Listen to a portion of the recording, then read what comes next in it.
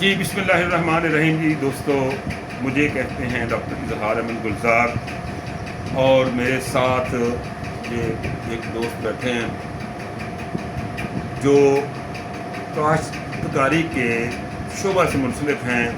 मेरी मुराद चौधरी बशारत अली डोगर अल मारूफ बिल्लू डोगर, जिनका ताल्लुक सिदार चक से है। सिदार से बतौर ख़ास मिलने के लिए तशरीफ़ लाए और मेरे अकब में राणा नाज़र हुसैन मेरे दोस्त हैं, ये इनको लाने का मुझे बने। तो दोस्तों, मैं हमेशा से ही किसान का बड़ा ही कदरदान हूँ। बचपन से ही किसान की मेहनतों का कदरदान हूँ, मोतरफ हूँ। और किसान को काम करते हुए कई जगह मैं वैसे रुक जाता हूँ, जब वो हल चला रहा हो, पानी लगा रहा हो, मैं वैसे ही मैं खामोशी से देखता हूँ उसके काम को, क्योंकि मेरा बचपन जो है उन किसानों के बीच में गुजरा है। मैं अगरचे किसान का बेटा नहीं हूँ, लेकिन मैं थोड़े से रकबे का मालिक हूँ।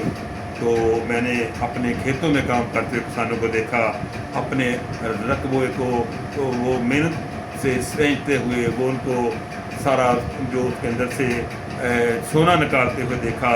तो इसलिए किसान मुझे हमेशा ही अच्छे लगे हैं।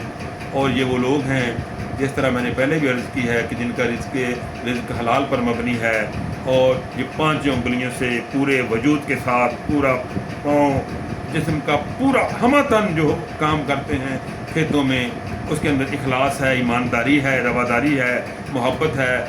और मैं समझता हूँ कि ये वो लोग हैं कि जिनके घरों में अनाज ख़त्म नहीं होता। आटे के लाले इनको नहीं पड़ते, इनके घरों में गंदम का इतना ज़ख़ीरा होता है कि 2 साल भी रख ले तो वो ख़त्म नहीं होगा।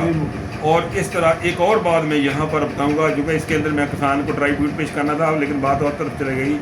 और ये सबसे बड़ी बात ये है कि अगर इन्होंने कुत्ते रखे हुए हैं तो इनके कुत्तों की रोटियों का जो है अनाज भी अलग रखते हैं। क्योंकि मेरे मामू ने कुत्ते रखे हुए थे, तो वो कहते थे कि इतने मानक जो गंदम है वो कुत्तों के लिए है।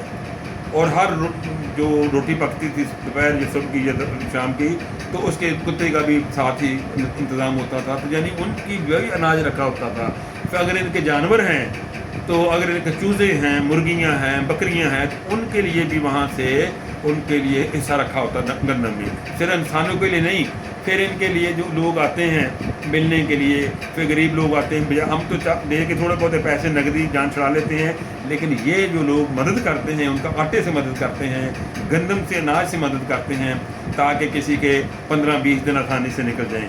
ये बहुत बड़ी नेकी है जो मैंने किसानों के घरों में देखी है।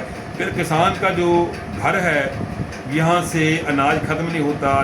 लस्सी, हम मेरी खाला ज़िम्मेदार नहीं थी, मेरे खालू जो थे उनका अपना ज़िम्मेदार था जनाब राणा खुर्शीद अहमद खान, अल्लाह उनकी तुरबत पर अपनी करोड़ों रहमत का नज़ूल करे। तो उनके घर से मैंने देखा लोग दर्जनों के हिसाब से आ रहे हैं, जा रहे हैं और जनाब अली लस्सी लेके जा रहे हैं। किसी को मेरी खाला वो पेड़ा भी डाल देती थी मक्खन का उनकी लस्सी में, जो किसी के साथ प्यार ज़्यादा होता था। तो यानी मैंने उनके घर में यानी दूध और लस्सी की थोड़ नहीं देखी। तो ये किसान को सारी तौफीक है। लोगों के घरों में जाओ तो यकीन ना मिल्क पैक लेने के दौड़ जाते हैं। और ये किसान ही है कि जिसके पास के उसके पास घी भी होता है, दूध भी होता है, और बल्कि सियाने कहते हैं कि दूध ते पुत ये मुकद्दरा वाले घरों में होते हैं, दूध पुत। तो ये किसान जो हैं हमेशा ही हमें दूसरों को बांटते हुए नजर आते हैं। और इस तरह आपको दूसरे शोबों में लोग नज़र नहीं आएंगे, अगरचे ये आपको अपने वजूद से, अपने कामों से या अपने किसी लिबास से कोई सेठ नहीं नज़र आते, लेकिन एक्चुअली दरअसल ये लोग सेठ हैं। ये वो लोग हैं जो एक सादगी में भी बादशाहों से आला हैं। ये सादगी में भी तन पर पहने हुए उन आम से मैले चैले कपड़ों में भी बादशाह के उस चोगे से, बादशाह के उस शाही लिबास से कहीं बड़े नज़र आते हैं। कि जिनका दामन साफ़ है, जिनका मन उजला है, जिनकी नीयतें साफ़ हैं, जो जानवरों से प्यार करते हैं। कौन है यहाँ पर जो भेड़ बकरियों की मेंगने उठाते हैं बकरियों की? कौन है जो उनकी जो गोबर उठाए भैंसों का? कौन है?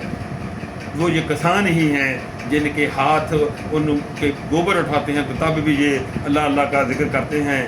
तो ये मेरे दोस्तों, ये अकेला किसान नहीं, इनकी पूरी फैमिली जो होती है इनके साथ काम कर रही होती है। کیونکہ کاشتکاری جو ہے سینی دارہ جو ہے ایک ٹیم ورک ہے رانا ناظر، ایک اکیلے بندے کا کام نہیں ہے. تو آپ جب بھی کسی کسان کو دیکھیں تو یہ نہ دیکھیں کہ اس کے کپڑے میلے ہیں یا سادہ لباس میں ہے، اس نے دھوتی پہنی ہوئی ہے، اس کے کھسا پہنا ہوا نہیں، وہ کئی بادشاہوں سے بڑا ہے. اب وہ کسی کے سر کے اوپر جبہ رکھا ہوا ہے یا کوئی بہت بڑے منصب پہ فائز ہے نہیں. تو ہم تو کسان کو سلیوٹ کرتے ہیں. ہمارے معاشرے کے ماتھے کا تاج کسان ہے. ہمارے معاشرے کو تقویت دینے والا، معاشرے کا ارتقا، تہذیب کا پروردگار، اس کو کہا کہ شاعر نے کہ ہماری جو تہذیب ہے، ہماری جو رہتل ہے، ہماری جو بہتر ہے، ہماری جو معاشرہ ہے، تو اس کو پالنے والا یہ کسان ہے. یہ کسان دیکھیں مختلف بیماریوں میں ہونے کے باوجود بھی اپنے کام نہیں چھوڑتا. اچھا ایک اور یہاں پر بات پھر آ گئی سامنے کہ نہ اس کو چھٹی ہوتی ہے اتوار کی، نہ اس کو جمعے کی چھٹی ہوتی ہے، نہ اس کو خوشی کی چھٹی ہوتی ہے، نہ اس کو غمی کی چھٹی ہوتی ہے. اس کے لیے مرگ بھی اتنی اہمیت کے حامل ہے. اس نے کام کرنا ہی کرنا، جانوروں کو چارہ ڈالنا ہی ڈالنا، جانوروں کو گوبر کو صاف کرنا ہی کرنا. کتنا بھی عزیز رشتہ دار مر جائے، خواہ کسی بیٹی کی شادی ہو جائے، اس نے تبھی وہی کام کرنا ہے. خواہ کتنی بھی بارش آ جائے، طوفان آ جائے، سارے کے سارا پانی کھڑا ہو جائے، اس نے پھر بھی وہ کام کرا. اس کے لیے کوئی چھٹی نہیں ہے. یہ ہے وہ معاشرے کا ہمارے معاشرے کا ایک ایسا کردار ہے جس کی عظمتوں کو جتنا بھی اسلامی عقیدت پیش کیا جائے. اور آج کی اس نشست میں ہم اسلامی عقیدت پیش کر رہے ہیں. ضروری نہیں کہ 400 کا مجمع اکٹھا کریں تو ہم تبھی اسلامی عقیدت پیش کریں. تو اسلامی عقیدت پیش کرنے کے بند کمرے میں بھی پیش کیا جا سکتا ہے. لیکن ہم نے اپنے ساتھ کسان کو بٹھایا، کسان کی عظمتوں کو، کسان کی رفتوں کو، کسان کی جو ہمت، محنت جو ہے، شجاعت جو ہے ان کا، اور ان کی جو کاوشیں ہیں، اور اس کو ہم اسلامی عقیدت پیش کر رہے ہیں. بہت شکریہ.